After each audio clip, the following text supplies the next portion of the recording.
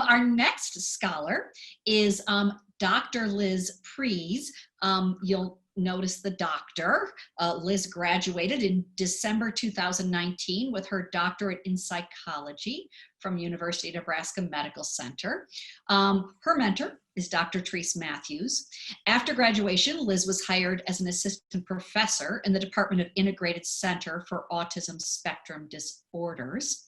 And her project that she's going to share with us today is the efficacy and efficiency evaluation of real-time feedback for caregiver training. Thank you, and hop in, Liz.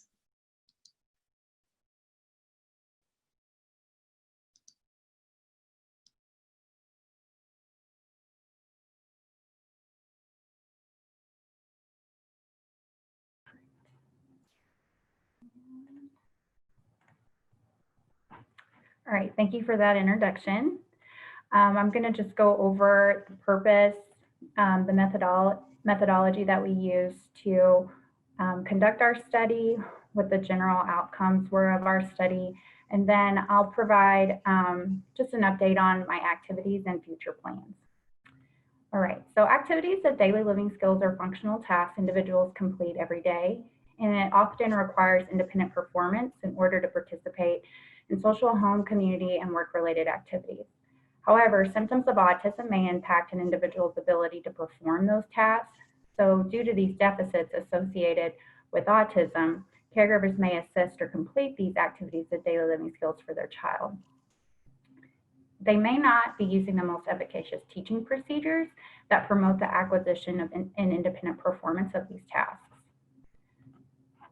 So we know that we can improve outcomes with early intensive behavioral intervention and caregiver training. And the standard method of training and behavior analysis is behavior skills training.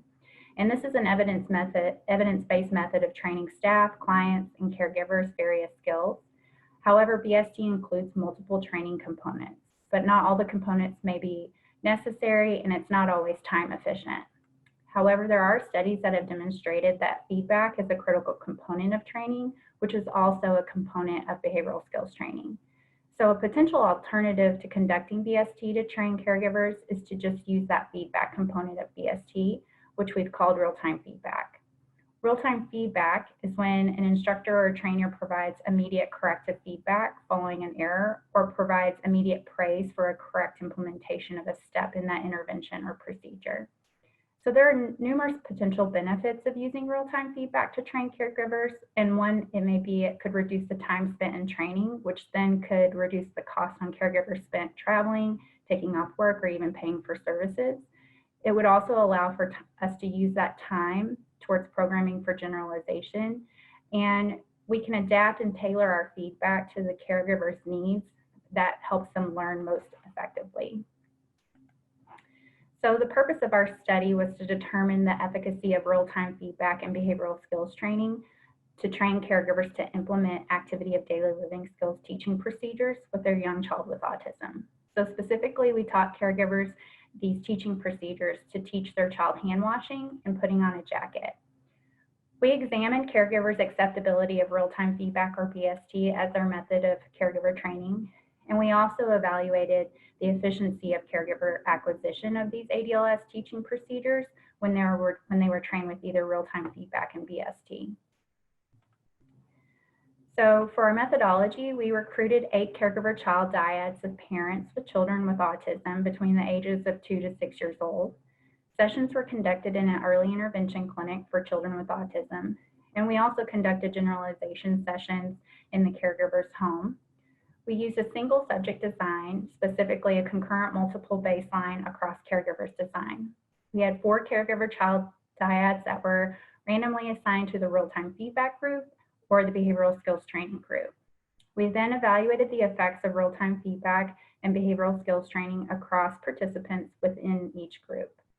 Our primary independent variable was the caregivers receiving real-time feedback or behavioral skills training, and our primary dependent variable was measuring the caregiver's correct and accurate implementation of the activities of daily living skills teaching procedures. So for time purposes, we're just going to review data for one participant in each group. So here are the zoomed in results of the caregiver in the real-time feedback group.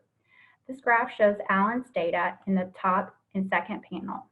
Betty's data are shown below in the third panel to demonstrate that there were no changes in her baseline while Alan was introduced to the treatment, real-time feedback.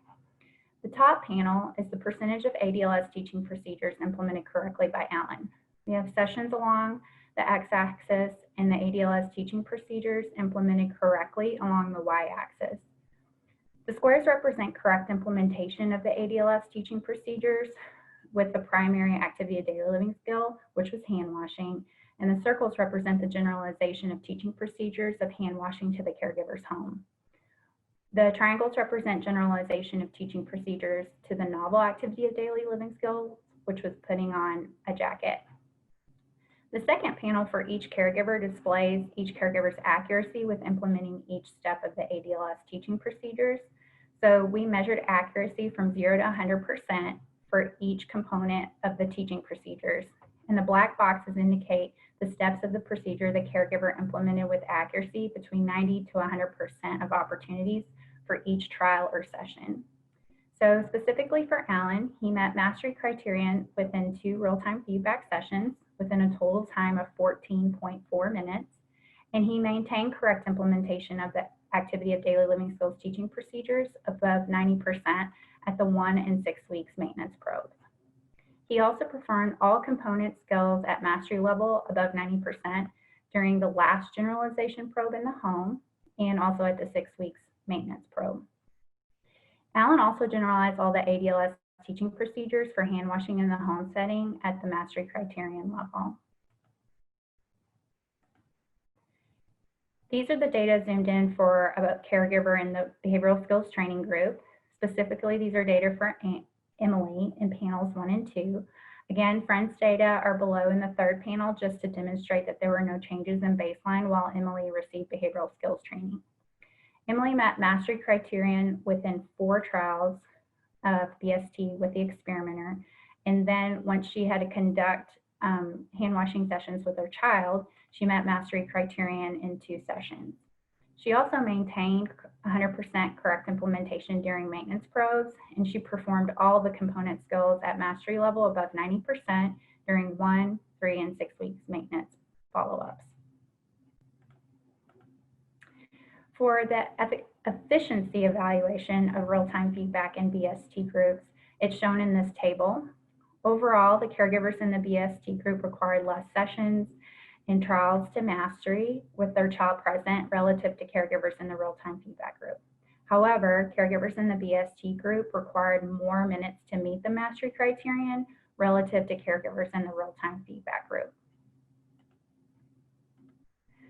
These are the results of reported satisfaction of training for caregivers in the real-time feedback group.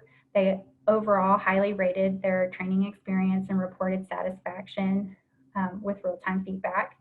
And caregivers in the real-time feedback group also rated that the amount of time spent in training was about right, which was a rating of 3. And then 2 of the 4 caregivers in the real-time feedback group reported a preference for including video modeling as a part of their training. These are the results of social validity feedback from caregivers in the BST group, and they also overall rated their training experience and satisfaction as high. 1 caregiver in the BST group reported a preference for including video modeling, and then all 4 caregivers gave ratings of 5 for the in-the-moment feedback component of their training. And then caregivers in the BST group rated the amount of time in training as about right. So not too long, not too short. So altogether, caregivers for both groups reported a willingness to implement the activities of daily living skills teaching procedures at home with their child, and that implementing these activities of daily living skills teaching procedures would likely make meaningful improvements to their child's independence in performing future activities of daily living skills. So overall outcomes, all caregivers correctly and accurately implemented components of the activities of daily living skills teaching procedures with their child, and when they received real-time feedback or behavioral skills training and maintained correct implementation of those procedures. Caregivers in the real-time feedback group acquired mastery levels of the teaching procedure implementation with few sessions and minutes. So the overall training time for caregivers in the BST group was greater relative to the overall for caregivers in the real-time feedback group. However, the total time for each caregiver to meet the mastery criterion was less than what has been previously reported for previous BST studies. Just some activity updates for this year. We've submitted the manuscript to Behavior Analysis in Practice, and we're currently waiting for the reviewers to provide the feedback.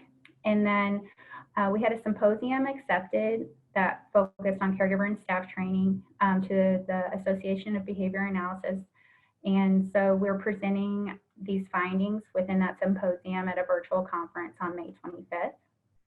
We're also at Clinic currently preparing another two-part study where it's going to evaluate methods to train supervisors and staff on how to implement caregiver training using telehealth and incorporating that video modeling component within the caregiver training based on the feedback that was provided from the study. So in regards to my current and future plans, I recently started my appointment as an assistant professor at the Integrated Center for Autism and Spectrum Disorders at Munroe-Meyer Institute.